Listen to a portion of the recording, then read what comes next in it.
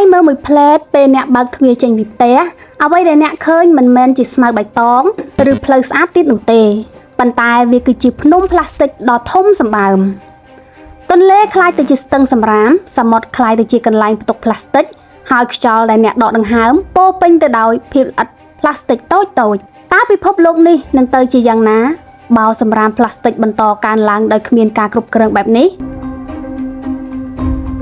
រាល់ឆ្នាំមនុស្សផលិតផ្លាស្ទិករាប់លានតោនប៉ុន្តែផ្លាស្ទិកភាគច្រើនមិនរលាយដោយស្លឹកឈើនោះទេ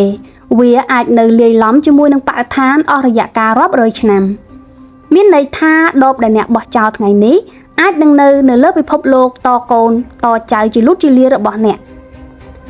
បើសម្រាមផ្លាស្ទិកបន្តហូរចូលសមុទ្រសត្វសមុទ្ររាប់លានក្បាលនឹងរងគ្រោះអណ្ដើកច្រឡំផ្លាស្ទិកថាជាចាហួយសមុទ្រត្រីលេបបំណែកភាពល្អិតតូចនៃផ្លាស្ទិកគិតថាជាអាហារបក្សីជាច្រើនស្លាប់ដោយពោះពោពេញទៅដោយសម្រាម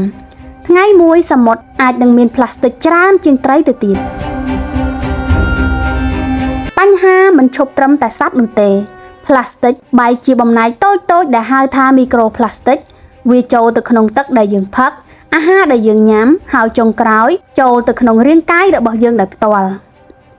អ្នកប្រហែលជានឹងគិតថាផ្លាស្ទិកដែលអ្នកបោះចោលបាត់ទៅហើយតែការពិតវានឹងកំពុងតែវិលត្រឡប់មករកអ្នកវិញតាមរយៈអាហារនៅលើតុរបស់អ្នកនេះឯង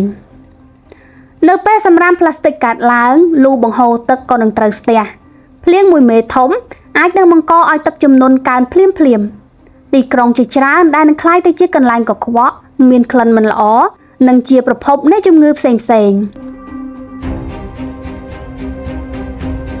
ស្រមៃមើលកូនចៅយើងដែលរស់នៅក្នុងពិភពលោកដែលជាស្នេហ៍សមុទ្រមិនមែនជាខ្សាច់សនោះទេប៉ុន្តែវាជាកម្រាលផ្លាស្ទិកសត្វព្រៃជាច្រើនបាត់បង់ហើយធម្មជាតិដែលធ្លាប់តែស្រស់ស្អាតប្រែក្លាយទៅជាគំនរសម្រាមដ៏ធំមួយ